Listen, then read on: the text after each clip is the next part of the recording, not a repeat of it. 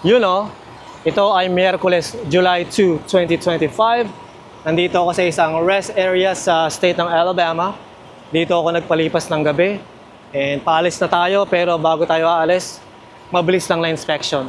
Gawin natin yan, men. Ang ating steer tire sa driver's side is good. DEF tank is closed. Ang ating drive tires. Alright, ayos ang ating drive tires. Sarado ang fuel tank. Secure ang hoses. The lines are connected. Ayos namin. Itong sa ilalim. Ang ating kingpin ay nakalock pa rin. Medyo madilim, pasensya na, hindi niya makita. And itong ating turn signals are working. Ang ating turn signals working. Ayos ang ating gulong dito sa Codley. Wais leak, man. Wais leak. And sarado ang ating valve dito sa Codley. Ayos ang ating tire pressure dito sa likod. Ayos namin. Turn signals working. Ang handle ng ating landing gear ay nakasecure. Ayos ang ating drive tires. Sarado ang fuel tank. At ang huling-huli, steer tires. Ayos. Headlights on, turn signals working. Clearance lights are working. Ayos namin. Ganun lang po mag-inspection. Mabilis lang, wala nang cheche, bureche pa. So maganda naman ang klima dito. Hindi mainit, hindi malamig. Medyo muggy. Yung parang malagkit sa pakiramdam pero hindi pa ganun kainit kaya hindi pa ako pinagpapawisan. And pasok na tayo sa truck na. Bago tayo alis, timpla muna tayo ng kape, men. Meron akong kape dito eh. Ayos. Grabe, tagal na panahon tayong di nagkita-kita, men. Pero ito tayo, nagbabalik. Balik eksena si Kaloy. May ganun. Yun, men. Lalarga na tayo. Cheers muna.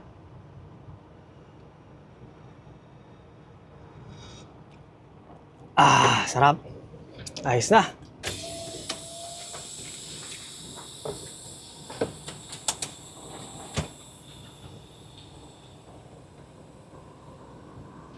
Let's go, man. Check natin ang ating spikes. Spikes are working. Walang oncoming traffic. Ayos. Ay.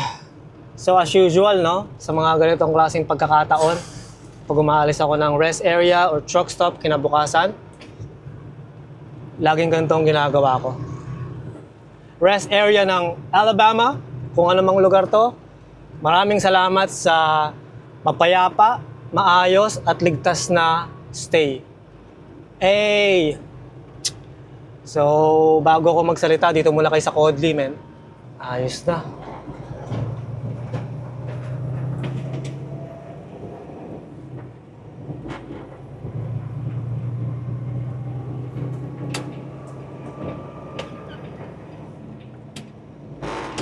Taas pala natin to.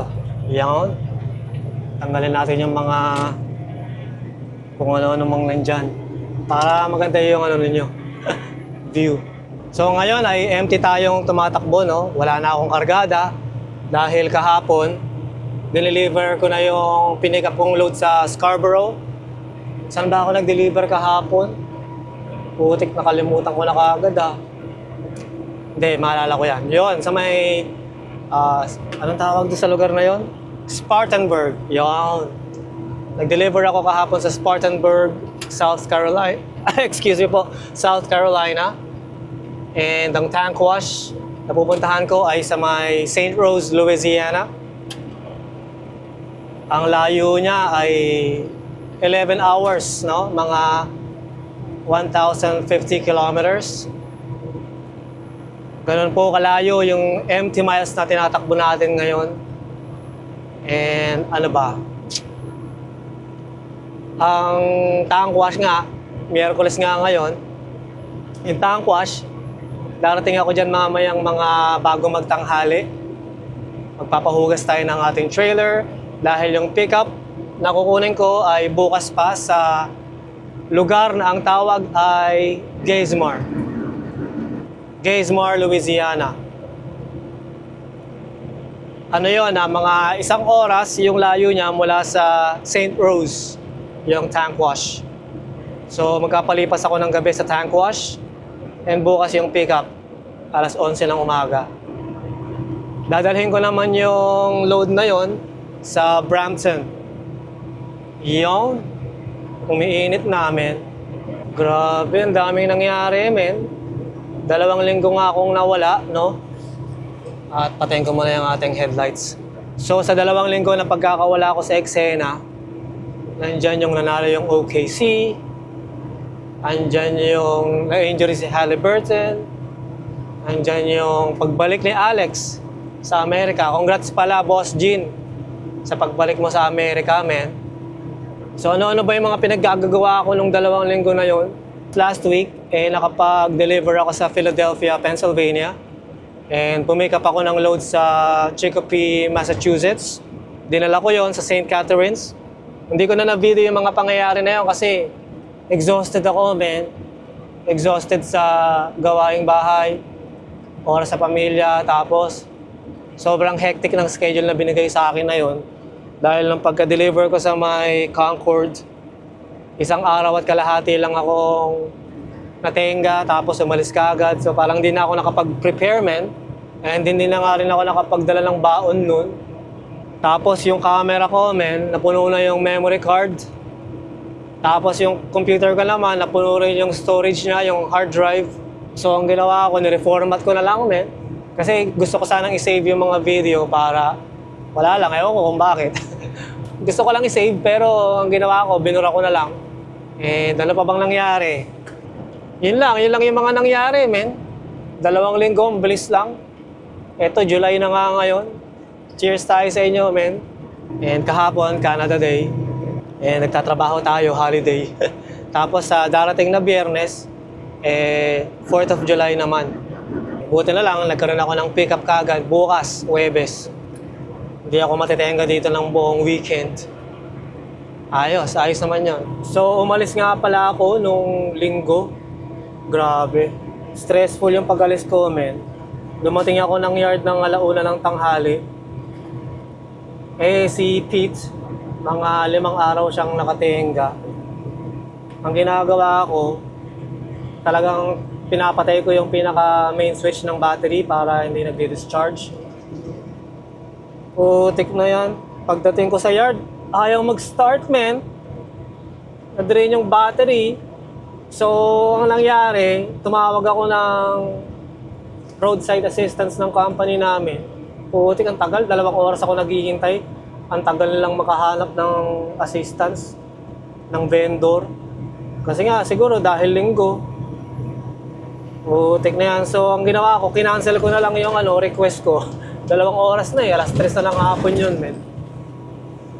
Ang ginawa ko, ako na lang yung nag-search sa internet. Putik, may nakita ako. Ang nakalagay sa kanya, men, ay, anong tawag doon? Yung jump starter, parang gano'n. So, tumawag ako, and dumating naman siya within half an hour. Pagdating niya, sabi niya sa akin, I was in the middle of barbecue and when you called, man, sabi niya. So, naistorbo ko pa siya. Pero anyway, meron siyang daladalang parang portable na pang jump start. Putik yung ninekta niya sa battery, 2 yun eh. Yung isa 6,000 amperes, yung isa 4,000 amperes. Yung una, ginamit niya 6K, yung 6,000 amperes. Putik, nag-crank ng konti, pero ayaw pa rin mag-start. So, sinubukan niya yung isa, mas mababang ampere siguro. Sabi niya, ayaw mag-start. Sabi ko, ginagamit mo ba yan sa mga semi? Itong mga truck na to? O pang kotse lang yan? Hindi, nakapag-jump start na ako dati ng ganitong truck, sabi niya. Ayaw gumana, putik na yan. Madalit salita, walang nangyari, hindi pa rin nakapag-start. Pag alis niya, sabi niya, charge na lang kita ng service charge. Na 50 ako doon, men, na wala namang nangyari. Putik. Hindi na ako nakipagtalo kasi usually makikipagtalo ako doon, sasabihin ko, hindi ko naman nakuha yung servisyo na gusto ko mula sa'yo, bakit kita babayaran? So, hindi lang ako nakipag-diskusyon. So, ang ginawa ko, tumawag ulit ako sa roadside assistance ng company namin. Wala na akong ibang choice eh. Putik. Ang tagal, mga 1 oras na naman yung inintay ko. Siguro mga alas 4 na to yung media, mga ganon. So, ang ginawa ko, merong malapit na Canadian Tire, bukas pa, alas 6 pa magsasarado. Tinakbo ko ngayon yung Canadian Tire, men. Yung Canadian Tire po yung parang hardware store dito sa Canada. Ay, sa Canada pala kasi nasa Amerika tayo. Hardware store yun sa Canada. And, bumili na lang ako ng jumper cables, men. Sa Canadian Tire, siguro mga $90 din yung nagastos ko doon. Anyway, wala naman problema doon. So, pagbalik ko ng yard, hanap-hanap ako ng truck, ng mga tracker. Kasi linggo nga, minsan may dumadaan, minsan wala. Putik, merong isang tracker doon na ibang company na nandun din sa yard namin, doon sila pumaparada. Lumapit ako sa kanya ngayon, sabi ko sa kanya, sa Tagalog na lang, sabi ko, pre, pwede mo ba akong i-boost dead yung battery ko eh? Sabi niya, sorry man, I'm not allowed to do that. We have cameras in our trucks. Company doesn't allow that. Sabi ko, oh, but let me see what I can do, sabi niya, no? Sabi ko, sige, salamat. Pagbalik ko ng truck, nakita ko nag-U-turn siya. Papunta siya sa akin. Yes. Problem solved, man. Kinonekta namin yung jumper cables sa truck niya, saka sa truck ko. And, oh my goodness. God is good all the time, man. All the time, God is good. Grabe, alauna ako ng tanghali dumating doon. Umalis ako ng yard, alas 6 na ng gabi. Lesson learned. Hindi ka talaga pwedeng kulang-kulang sa mga gamit sa truck. Ako kasi, lagi ako naniniwala na lagi namang nandyan yan, roadside assistance, wala namang problema. So, madalit salita pala, kinancel ko for the second time yung roadside assistance na tinawagan ko sa company namin. And na-cancel naman nila yung order ko. Pero yun nga, yung lesson learned, man.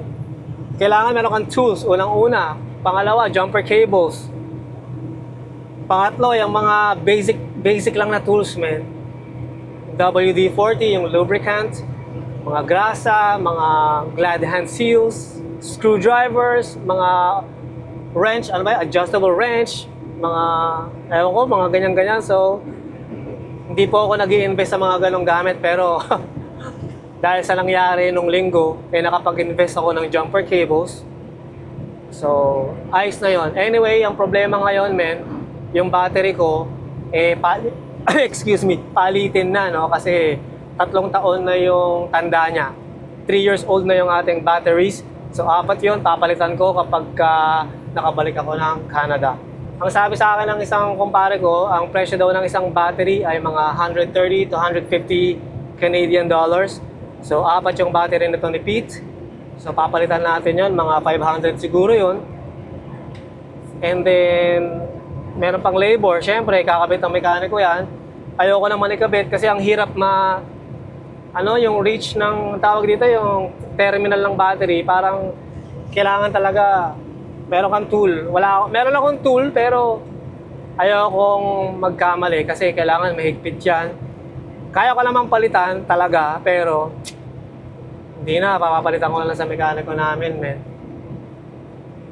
Titignan ko kung ako na lang magpapalit or sila, pero para wala nang hassle, sila na lang. Para makatulong din ako sa business nila, no? Kasi yung mekaniko namin, mabait yun. Malapit lang sa yard and doon kami palagi nagpapagawa, 90-day notice, 90-day inspection, annual inspection. Sa kanya lahat yung trabaho na yun. And pagbalik ko nga, yun ang gagawin natin, papapalit ako ng battery. Hindi ko na rin na video yung mga pangyayari na yun kasi parang nasa moment ako na kailangan maayos ko tong problema na to. So, pasensya na po, hindi ko na nagawang buksan yung camera. And anyway, yun lang yung isang bagay din na nangyari sa loob ng 2 linggo. Dead si Pete. Na-dead si Pete, man. Hindi naman si Pete, yung battery ni Pete na dead. Tapos kanina nga, putik, medyo nahihirapan na siya mag-start. 6 hours siyang nakapatay yung makina. And pag start ko kaninang umaga, parang ano siya parang nagbe-blink yung mga ilaw. Dati hindi naman ganun, so talagang palitin na nga yung battery. So madalit salita pala, yung presyo lahat-lahat kasama yung labor, sabi sa akin, kumpare ko sa Saskatchewan, shoutout sa'yo Denver, ay $700 daw, Canadian sa kanila. Pero sa Ontario, hindi ko pa alam, titignan natin, pero okay lang. And yung isa pang bagay na kailangan kong gawin para kay Pete ay oil change. Di pa ako nakakapagpa-service. Ano ba to? 356,000 yung huling service niya. And meron na tayong 380,000 sa ating mileage. So ano ba to? 24,000? Nakaka 24,000 na tayo nang walang oil change. So pagbalik, gagawin din natin yan. Hopefully, kung hindi man, siguro sa 30,000 miles na lang, doon ako magpapa-oil change. Wala slow down man. Mahina ang kitaan and tignan natin, kailangan syempre natin unahin yung gastos sa pamilya bago natin iaano si Pete. Ito na ang ating exit, man. Interstate 10. Papunta ng Bayou.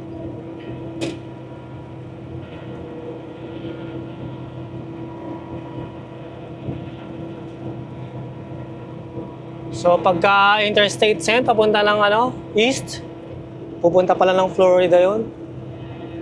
Ayos Pero dito tayo sa west. Nakalagay papunta ng Mississippi. Yun, napunta sa likod yung araw, man. Kasi nga nung oras alas 9 na ng umaga dito, local time. Nasa east yung araw. Ano speed limit? 65? Ayos na.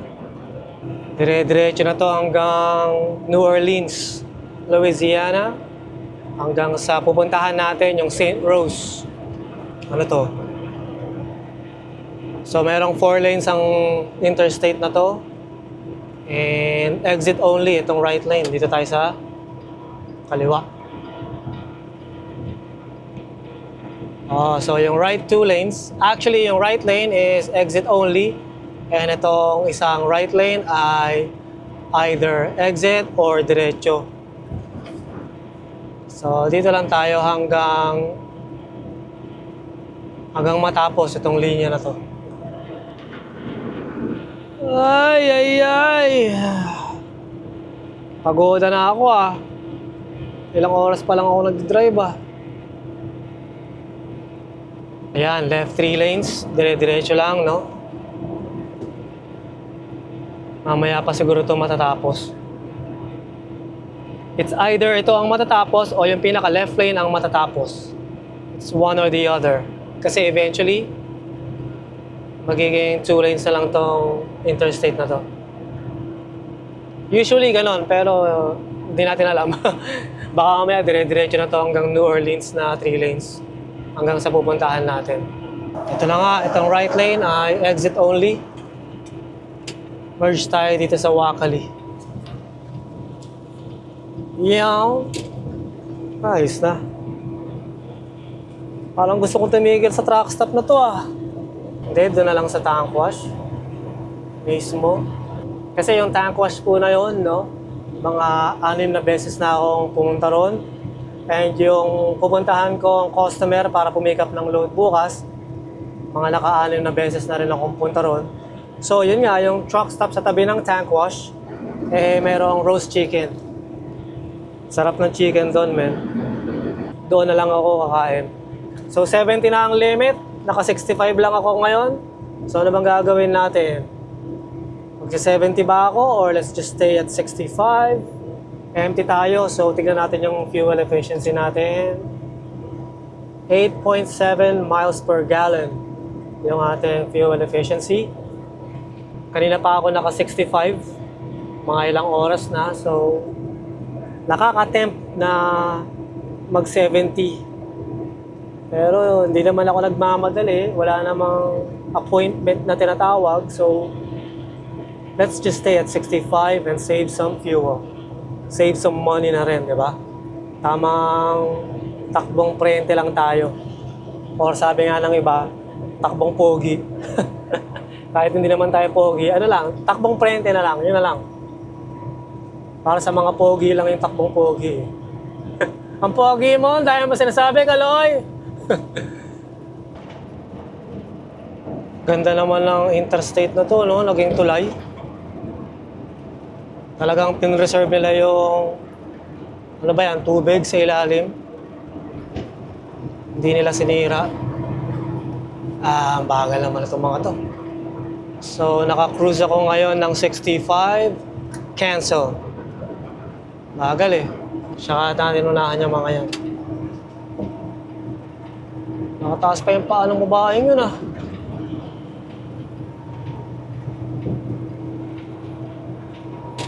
O, saka sila bibilis kapag magka-passing na tayo. Ano ba yan? Style nila yan eh. Mabagal, tas biglang bibilis. Huwag ganon, man. Unahan ko lang tong dalawang truck na to. Tsaka tayo babalik sa right lane.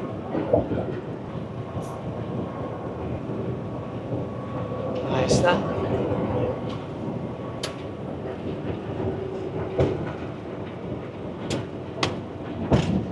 Tsaka tayo mag-cruise sa 65.